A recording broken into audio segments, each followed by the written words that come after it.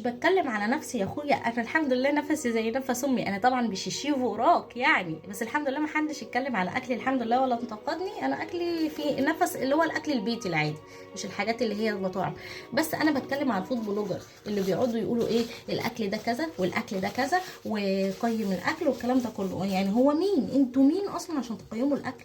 ما نمشي على سنه الرسول صلى الله عليه وسلم واحنا كلنا هنرتاح. والله لو مشينا على الدين بتاعنا كله هيرتاح.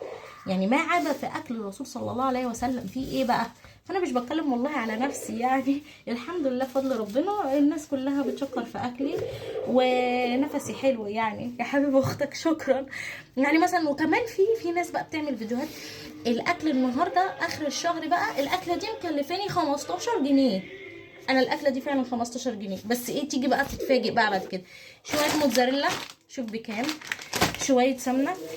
انا كل ده جايباه من التلاجة والله عندي. انا جبت بس 15. كان فايض عندي جبنه حطها في الفريزر، وهنا دوت الزيتون.